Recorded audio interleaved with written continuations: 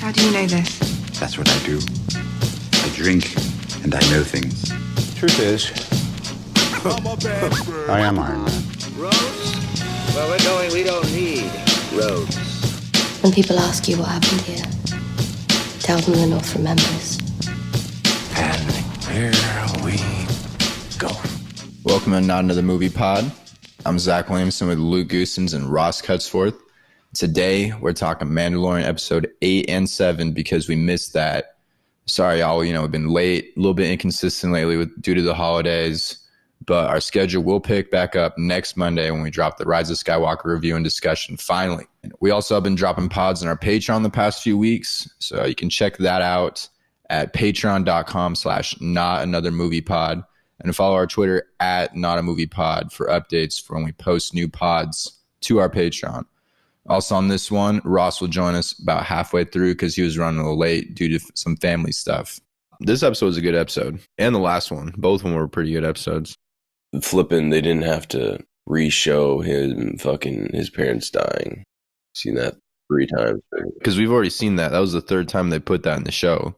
Yeah. You could have just cut it forward. Well, before, I guess, they kind of show flashes of stuff.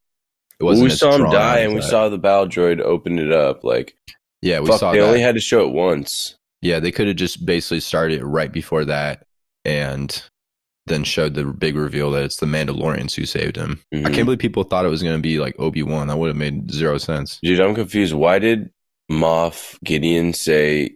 Remember when they're negotiating, they're talking, and they're inside that room, and Moff Gideon's outside with his troops, and he's like, "You've already crossed us once. Why would I trust you now?" What's his name? The other guy, Grief Karga. He was supposed to deliver the baby originally. Yeah. Well, so dude, he did double cross why him. did he kill his own dude? Why'd Moff Gideon kill homeboy? Which homeboy? Werner Herzog. Oh, Werner? Dude, because he's crazy as fuck. He's just a power-hungry idiot. He wasn't that dumb. I mean, I don't know. Maybe at the end there, but yeah, I guess. Taking all measures to make sure he gets that baby. Or he just killed him because he's just saying, you're an idiot. Clearly the baby's not there. He somehow still knows. We don't know how he knew. Originally in Chapter 7, I was thinking that Cara Dune might have been tipping him off because of how Baby Yoda reacted to her when he tried force choking her and shit. Yeah, but she didn't do shit, so obviously... Yeah, unless it's some sort of really long con, but I think she's a good guy. Yeah, after that this was episode. Yeah. Dude, Baby Yoda's been showing off some powers, though, past couple episodes. Yeah, dude, he gets super tired, though, whenever he does something. At least, remember the first time we saw him, he passed out for a day. Whereas now he's force choking and blocking fire and force healing, and it kind of puts him back, but it seems like it doesn't fuck him up as much. I thought force choking was a dark side force move. It is a dark side force move. That's why it's interesting. What if Baby Yoda goes bad? Come on, they're not thinking like that. Dude, if they didn't have Cara Dune turn, they're not thinking like that. Yeah. That is a dark side move, though, for sure. Maybe he just can't control his powers yet because he's small. He's doing buck wild shit. Yeah. He's protecting his dad. Dad! That's my dad!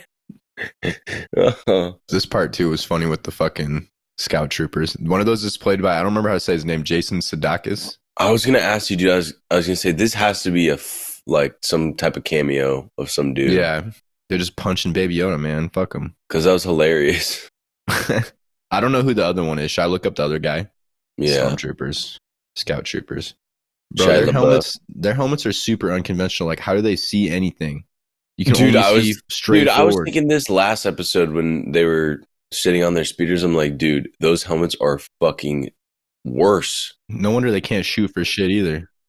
You have no peripheral vision. You can't see shit coming up on the side of you. Exactly. No wonder all those guys were crashing into those trees on Endor. Yeah. How do you even maneuver around anything? You literally have to turn your whole head just to see where it doesn't make any sense. Yeah. Most of these fits don't make any sense, man. Honestly. And how did they blasted Queel, but they couldn't even hit that little shit hanging out. For real, dude. Although it was funny. Good I was boy. cracking up. It was making fun of how shitty they all are at shooting. Okay, let me look up their names. Scout Troopers, Mandalorian. I don't even know if I said that guy's name right. Jason Sudeikis, I think that's how you say it. Sudeikis. Let's see. Adam Pally, who's that? I have no clue. One is Adam Pally, and the other is Jason Sudeikis. This part felt straight like Taika Waititi's directing, though. Mm-hmm. Just a lot of like comedy mixed with action. Yeah. They should give this guy his own show or give him like a Star Wars movie, honestly. Taika, let him write it. I don't know if he's a big Star Wars guy, but this was like one of the better directed episodes. Some type of one-off kind of thing. Yeah, like because Deborah Chow, who directed the last episode and episode 3, she's going to get the whole Obi-Wan series. And yeah, they should give Taika some more shit, man. This was just a solid episode. Probably one of the better ones of the season. They've ended the show strong, honestly. The past 2 weeks I thought were really solid. Mm-hmm. A lot better acting. It felt like real stakes. There was a real cliffhanger last episode. Yeah, Taika Waititi always has those those little just comedy bits. Yeah. Goofy comedy bits in the middle of shit. Yeah, and it felt like real stakes. And then IG-11 just swoops in, shoots out everyone. IG-11 was awesome. Honestly, his arc, the show, was good. Yeah, it was badass. Why were they so afraid of this blaster gun, dude? We've seen this so many times in Star Wars before. Yeah, they even have it in Empire Strikes Back. Don't the Stormtroopers have it then even? It's not even that big of a deal. Like, that's the second time that he's just gone and grabbed a blaster and just wiped out everyone himself. Yeah, that's another critique, dude. Saying you have till nightfall, bro. You don't want to be ended up in a shootout with these guys at night anyway. Yeah, what? Why would you'd be outside and they're inside a building? It's like 8 hours. Yeah, who knows what time it is? The sun looks pretty bright out there right now. Fuck yeah. This guy's kind of an idiot, Moff Gideon. He's not that smart. Yeah. Just killing his own troops. He dumb. I know, killing his own homeboys, flipping, giving them till nightfall. Why would you follow this guy after he just blasted his own troops? He sucks at shooting in a TIE fighter. True, dude. He couldn't shoot for shit. Dude, don't they have, like, bombs, like TIE fighter bombs that he could have just dropped a bomb on the ass? I don't think that's a TIE bomber. That's a different style ship. His kind of looked more like a short range TIE fighter, like a classic TIE fighter. Yeah, but besides their green blasters, cannons, don't they have like some type of bombs with them too? I thought that it did. That's a different one. Oh. That's a different one. The TIE bomber. Look it up. I'll show you. TIE bomber. Honestly, I think I'm basing all this just off of Battlefront. Yeah, dude. This did have that Battlefront feel too when he was lassoing on the back of that shit. Here's a TIE bomber. Look up. That was absurd. That was pretty unbelievable. Dude, who knows how fucking fast that thing's going? This guy must be force sensitive, man. Force sensitive man. Oh, yep. Blame it on that. Check out this. This is the TIE bomber I just sent you. When everyone's force sensitive and all these people are force sensitive, it really waters down the point of fucking the force. Like, makes the force seem like, oh, everyone's got the force. Not that big of a deal. Yeah, I mean, all the main characters kind of have been force sensitive, and yeah, but they have like the bombs that they keep repeating. They keep shooting out that fucking thing. I was trying to think of what in Battlefront, like which Battlefront game, like the newer ones, the Battlefront 2. I haven't played Battlefront 2. The OG, okay, Battlefront 1 was good, but Battlefront 2 is like the best Battlefront, like the OG Battlefront.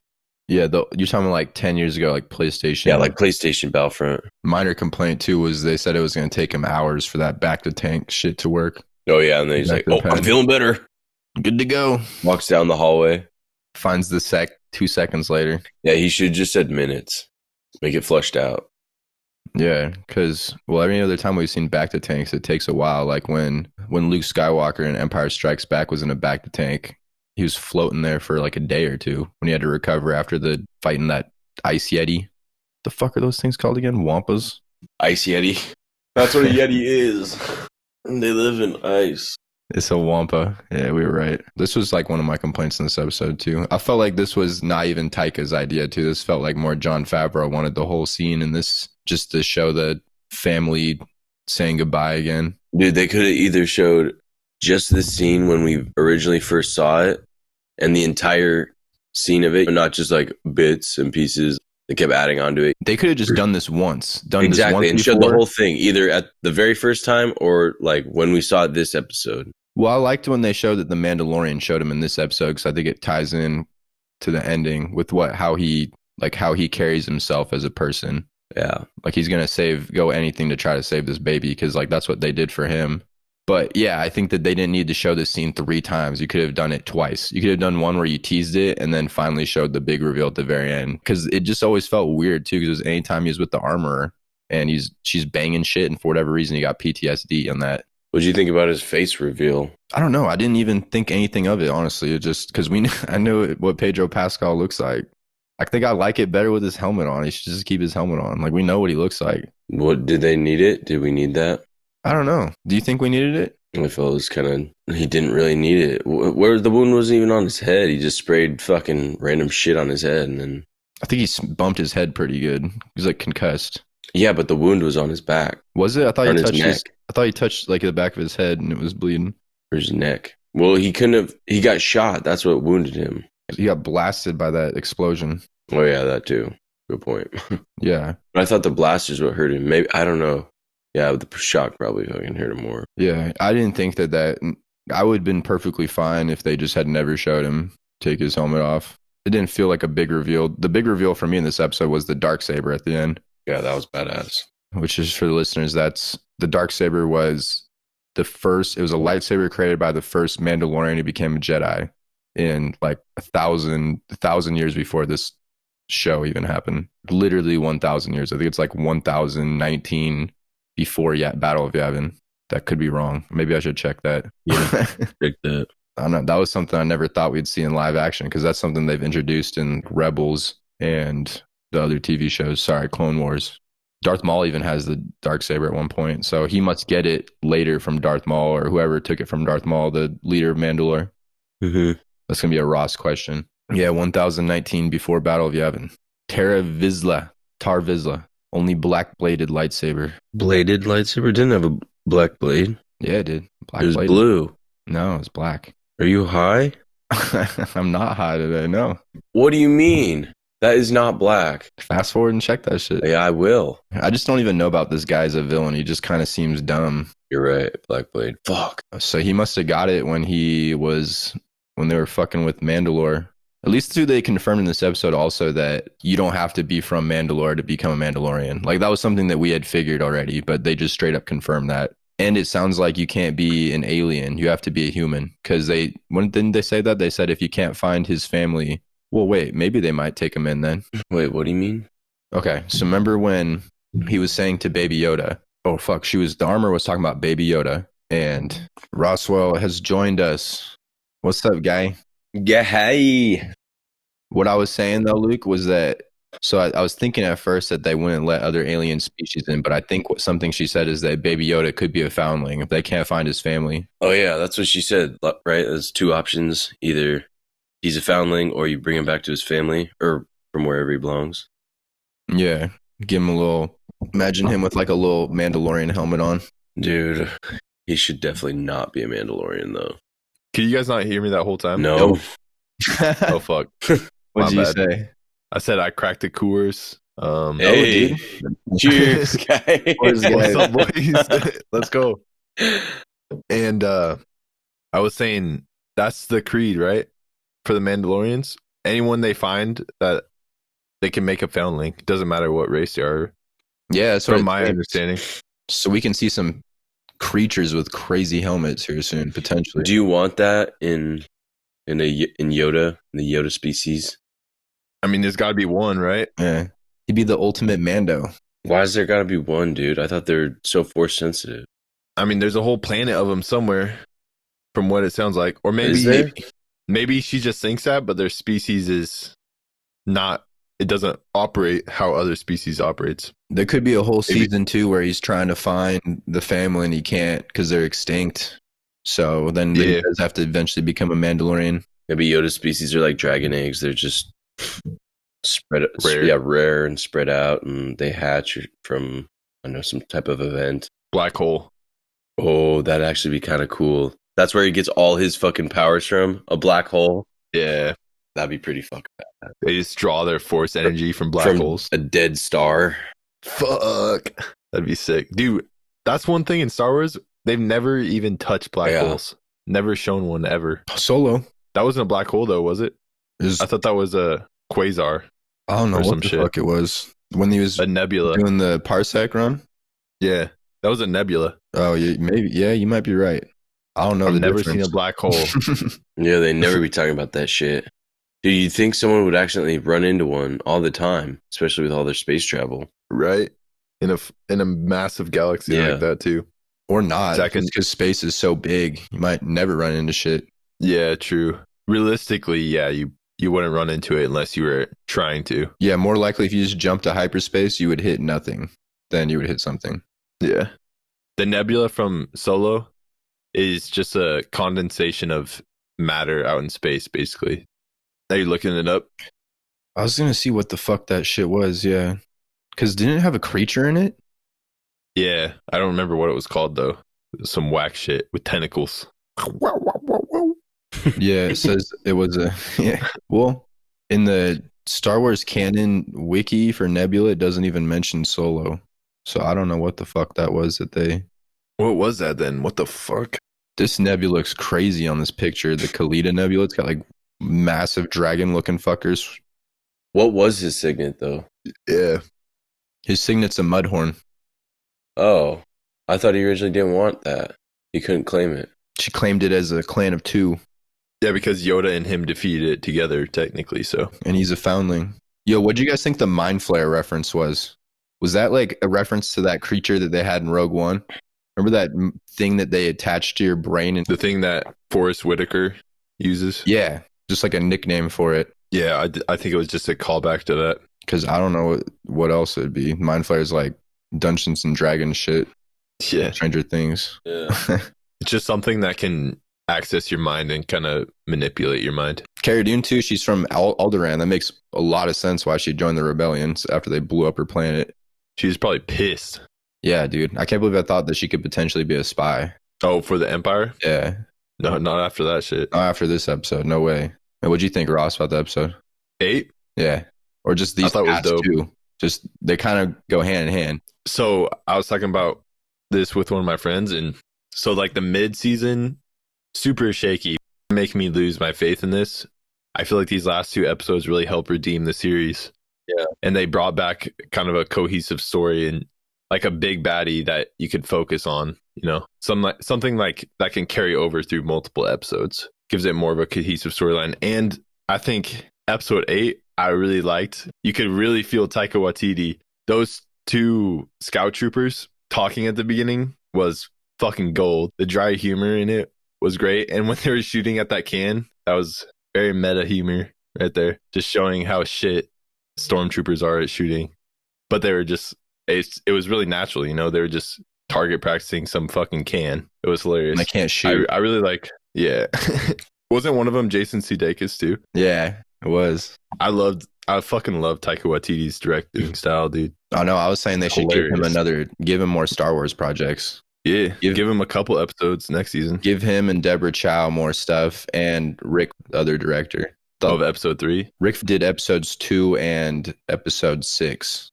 He did the kind of like one-off style episodes. That episode 6 was definitely the best of those one-off episodes, in my opinion. I don't think they should give Dave Filoni more live action stuff. I thought overall he did the worst for the live action episodes.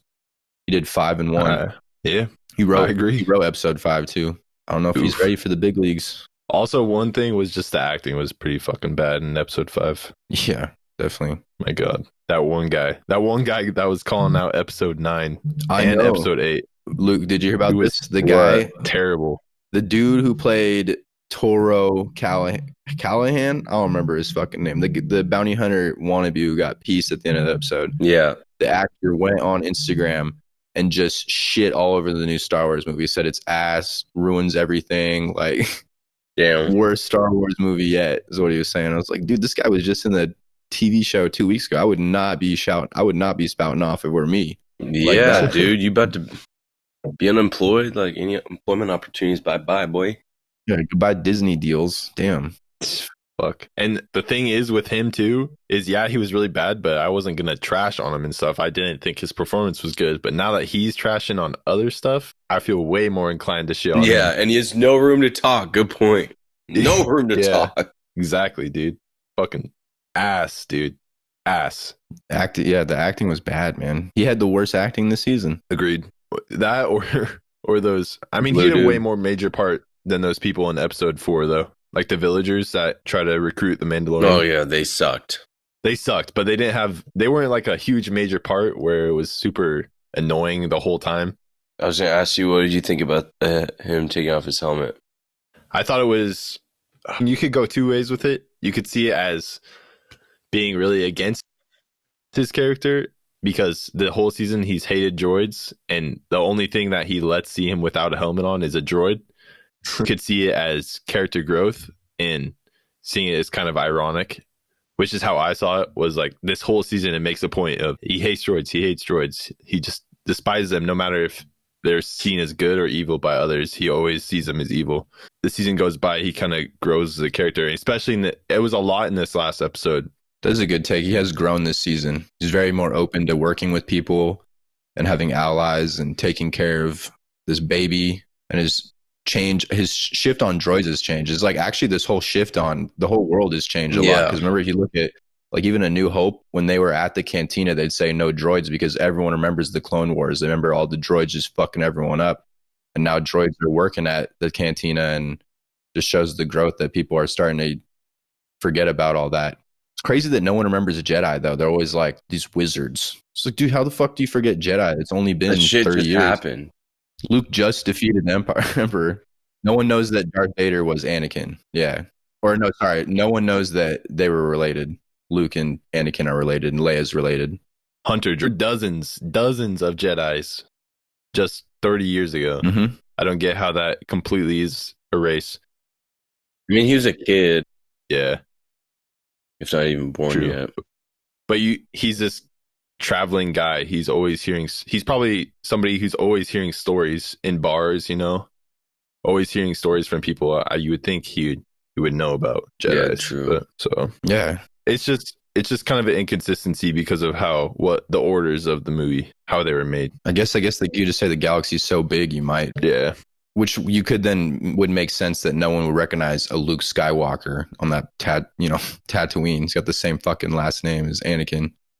Yeah, but also think about how fast information probably travels. No one knows about Baby Yoda. Luke didn't know about Baby Yoda. True. Fuck. Fuck. It's a good point. All it takes is for one person to light speed jump to another part of the galaxy, and then they just have to say something, and then that would spread through that part of the galaxy super fast. I think, yeah, we're saying the same thing, is that people should know about this shit.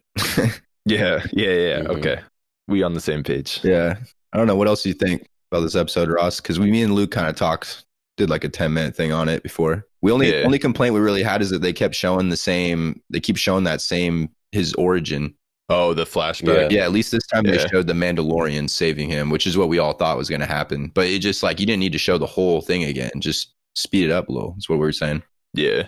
Or just not show it Yeah. not show it as much. Not show it 3 times. Like just tease it once and then show it now. Yeah. Yeah, I agree. That kind of beat me over the head with that a little bit. Yeah. That was the only complaint I really had in this episode, though. I like this episode. IG-11 was great. The armor was good too. His jetpack. Fuck, dude. Fuck. That jetpack is sick. he's totally fucking armored out Dude, now. He's got everything. One season, I thought that was kind of going to be the buildup, was that he's going to have to get all these pieces, get his armor over a couple seasons, get his jetpack. I don't know what else he needs. He hasn't been using his gun lately. Darksaber. Oh, He's got to get that. Yeah, true. That's totally what That's they're gonna his- fucking do, huh? Yeah, that's his next item. You don't have to be force sensitive to wield the Darksaber, right? No, because Terra Vizsla, right? The guy from the Clone Wars, he wasn't force sensitive.